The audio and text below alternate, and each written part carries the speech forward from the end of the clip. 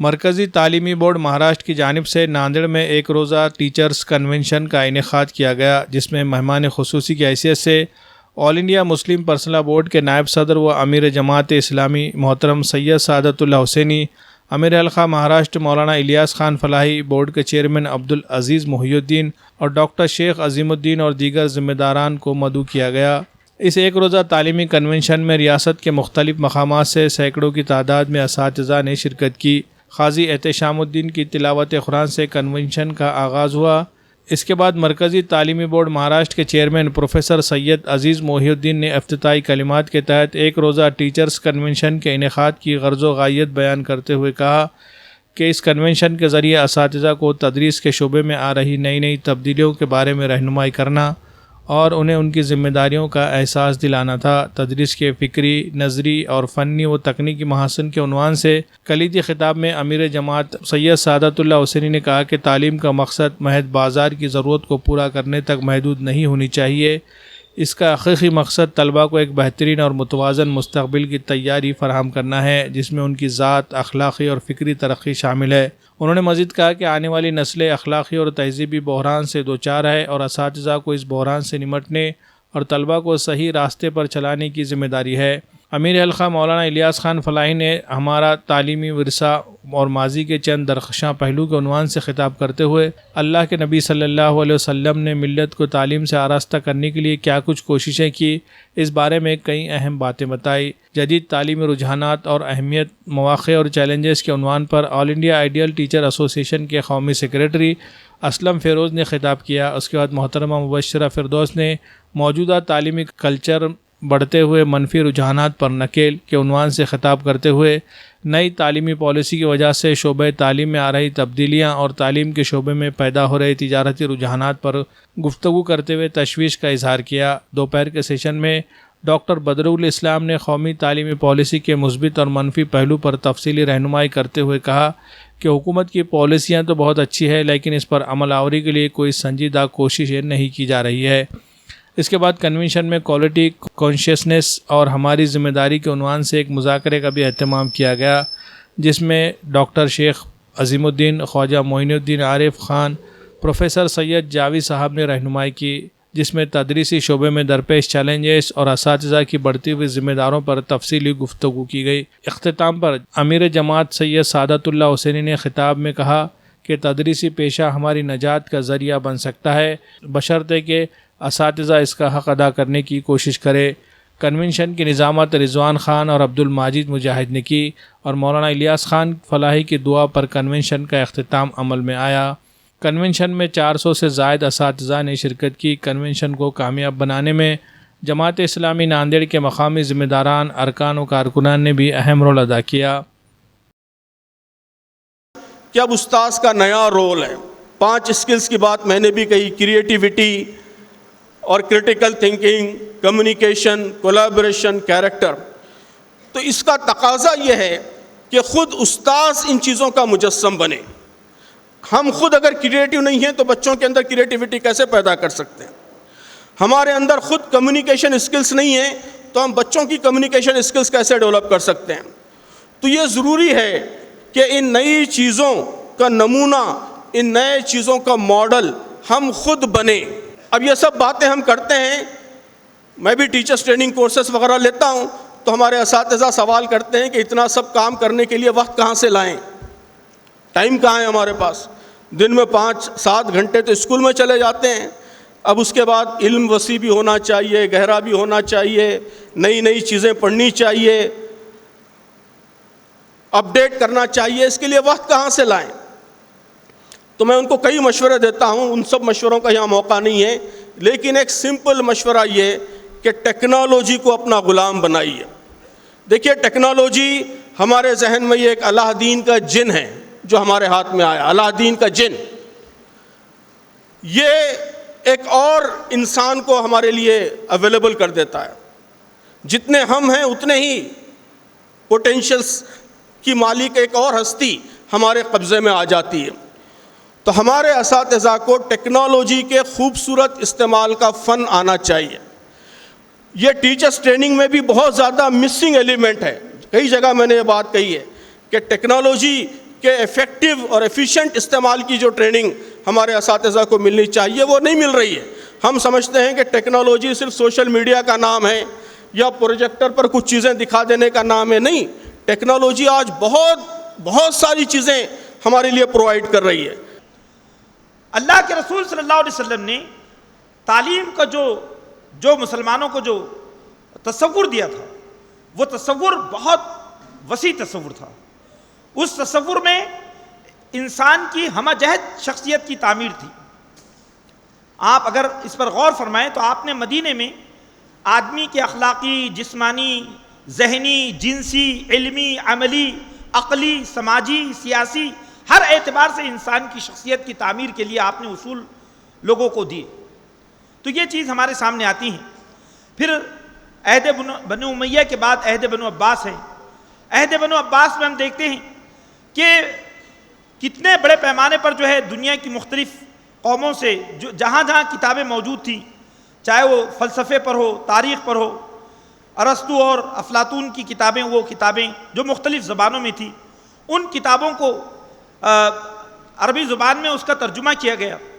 اور ترجمے کے سلسلے میں یہ بڑی اہم بات ہمارے سامنے آتی ہے کہ وہ علم کے اتنے قدرداں تھے کہ جو کتاب کا ترجمہ کر کے آتے تو اس کتاب کے وہ جتنی کتاب ہوتی اس کتاب کے برابر ان کو سونا تول کر دیا جاتا, عوض میں اتنا سونا ان کو دیا جاتا.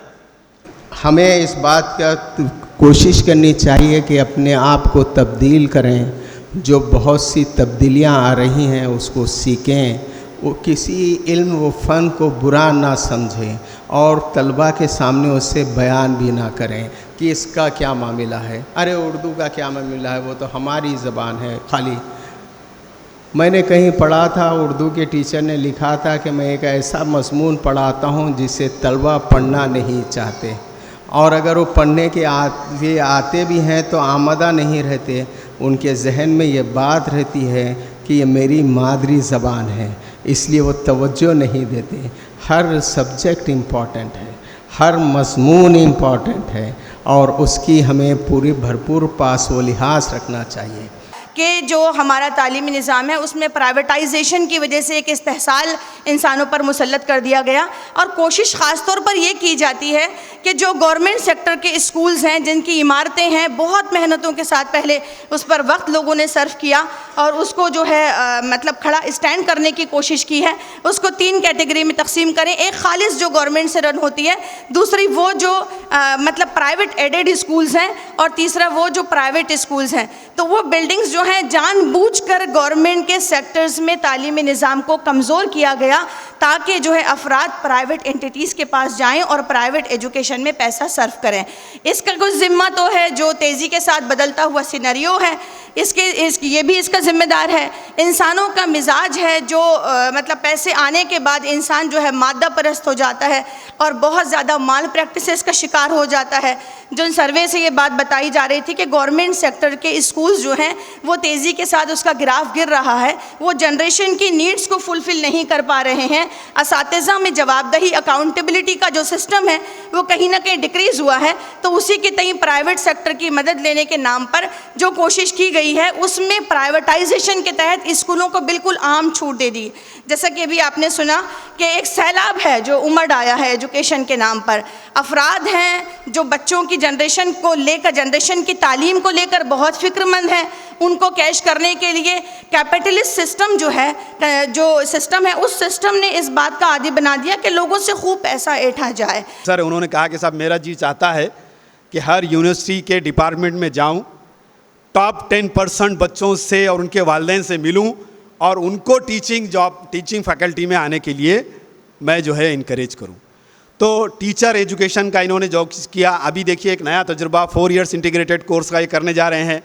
اتنے دنوں کے بعد صحیح ڈی ایڈ انڈکلیئرڈ ختم ہونے والا ہے, B Ed elementary, B Ed secondary آنے والا ہے. تو یہ چیزیں بھی بڑی اچھی ہے, لیکن اس کو جو ملٹی ڈسپلنری بنانے کی کوشش ہو رہی ہے, کوشش تو اچھی ہے لیکن کہاں تک اس کو سپورٹ ملے گا اس کے بارے میں ہم کو ڈاؤٹ ہے. جی, چونکہ بامبے میں بہت جلدی سے یہ چیزیں آ جا رہی ہیں, اس لیے ہمارے پاس میں یہ ہے شاید دسمبر میں یا جنوری میں اس قسم کی کوئی ایکٹیویٹی ہو, لیکن اس کا جو فارمیٹ ہے 6 فارمیٹس ہیں اور ہر فارمیٹ میں 4 سے لے کے 12 تک کے صفحات ہیں. اگر ہم ان صفحات کا مطالعہ کریں کہ اس میں کون کون سی کیٹیگری میں ٹیچر کو، اس کے نصاب کو، اس کے پڑھانے کے طریقے کو اسکول کو جانچا جائے گا، پرکھا جائے گا، تو شاید پورے جو ہمارے 230 دن ہیں تعلیمی سال کے جو ملتے ہیں ہم کو، اس میں شاید ہم ایک دن بھی بچوں کو پڑھا نہ سکیں، کیونکہ اتنی فارمیلٹیز ہیں اس میں، اتنے کام اس میں دیے گئے ہیں، اتنی چیزوں کا اندراج ہے، اتنی چیزوں کو ہم کو اس میں مینشن کرنا ہے کہ ایک ٹیچر جو ہے کلاس میں جانے کے بعد سے لے کے کلاس سے نکلنے تک شاید وہ انہی جزیات میں الجھا رہے گا، اور جو اس کا مین کام ہے، اہم کام ہے، وہ اس تک پہنچ پائے گا کہ نہیں پہنچ پائے گا، اب یہ اس بیچارے کی سمجھ پر ہے. ہر چیز میں بہتر سے بہتر کی طرف چلنے کا نام کوالٹی کانشسنس ہے، اور اس شعور کو، یعنی معیار کے اس شعور کو زندہ رکھنا ہماری پہلی ضرورت ہے. اگر ہم معیار کے شعور کو زندہ نہیں رکھ پائیں گے تو ہم لوگ ختم ہو جائیں گے. اور ابھی جتنی سارے باتیں ہوئی ہے کہ یہ ہمارا جن سے پالا ہے وہ جین زی ہے، جنریشن زی جسے کہا جاتا ہے، یا الفا جین ہے، یہ ہم سے بہت پار بچے ہیں. اگر ہم ان کے ساتھ ساتھ نہیں چل پائے تو ہم آؤٹ ڈیٹڈ کہلائیں گے. دوسرے دن ہوگا ایسا کہ بچہ ہم سے بہتر نالج لے کر آتا ہے اور وہ پھر ہماری غلطیاں نکالتا ہے. تو سب سے پہلی چیز جو ہماری اس ماحول میں ٹیچرز کی جو سب سے پہلی ذمہ داری ہے وہ یہ ہے کہ اپنے آپ کو اپ گریڈ کریں. سید جاوید صاحب نے بتایا اویئرنیس، ایٹیٹیوڈ وغیرہ. آپ کو سبجیکٹ کی گہرائی سے معلومات ہونا چاہیے. کتنی پیاری حدیث پیش کی ہمارے امیر جماعت نے صبح، ان اللہ کتب الاحسان اللہ کل شیء. اللہ تعالیٰ نے ہر چیز کے لیے کوالٹی لکھ دی. احسان حسن سے، حسن کے معنی ہینڈسم، وجیح، بہترین. حسن سے تو حسین بنا.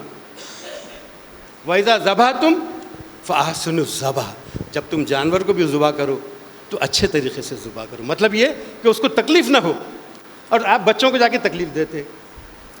ایک ٹیچر ہے ہمارے کالج میں، بی ایڈ کالج میں تھے، ان کا نام تو میں نہیں لیتا، لیکن بچوں نے ان کا نام رکھ دیے تھے جھنڈو بام. اب میں نے ذہن پر بہت زور دیا، یار یہ جھنڈو بام کیا ہے. پھر ایک بچے کو کانفیڈنس میں لے کے میں نے پوچھا، میں بولا بھائی میں کسی کو نہیں بولتا، تو میرے کو بول دے. نہیں بولے سر تم بولتے، بولے تمہارا منہ کھلا ہے. بولے میں نے کہا میں نہیں بولتا بھائی تو بول. اچھا بولے سر وہ اتنا بور کرتے جی سر. بولے ان کا پیریڈ ہوا نا تو جھنڈو بام لگایا تو سر درد کم ہوتا. اب آپ اندازہ کیجئے ایک ٹیچر کی یہ کیفیت ہے بچوں کے پاس. جھنڈو بام. وہ تو خدا کا شکر ہے کہ وہ ریٹائر ہو گئے. تو ٹیچر کے اندر کمپیٹنس ہونا چاہیے. اپنے سبجیکٹ کو اچھے طریقے سے کیسے پڑھائیں. گرامر پڑھانا ہے، آپ میتھڈیکل پڑھائیے. کیسے نہیں آتی بچوں کو انگریزی. میتھمیٹکس پڑھائیے. کیسے نہیں بچے یاد رکھتے. ہمارے ٹیچر تھے سائنس کالج ناندیڑ میں، دیش پانڈے صاحب، ہی واز وائس پرنسپل. وہ ہم کو کیمسٹری پڑھاتے تھے. وہ کیمسٹری پڑھاتے تھے تو پڑھاتے کی پوائنٹس بلیک بورڈ پر ایسے لکھتے تھے کہ پورا چیپٹر ہم کو یاد ہو جاتا تھا. Preparation of acetylene, preparation of other things. کوئی میٹل پڑھا رہے ہیں. کیا ٹیچرس تھے. ہم نے جب 70، 72، 73 میں سائنس کالج ناندیڑ میں پڑھا، all teachers were from south India. ایک سے ایک قابل. آج ان کی یاد آتی، روتے ہیں ہم ان کی یاد کر کے. ہم نے کبھی ان کو اجی سے ارے نہیں کہا، اس لیے کہ وہ اپنا کام بہت کانفیڈنس سے کرتے تھے. ان کو اپنی خود کی عزت تھی ان کے پاس. Self esteem. ٹیچر کے اندر ایک چیز کیا ہونا چاہیے؟ Self esteem. ہمارے پاس ایک نیا ٹیچر اپوائنٹ ہوا. میں تو ٹیوشن لیتا تھا.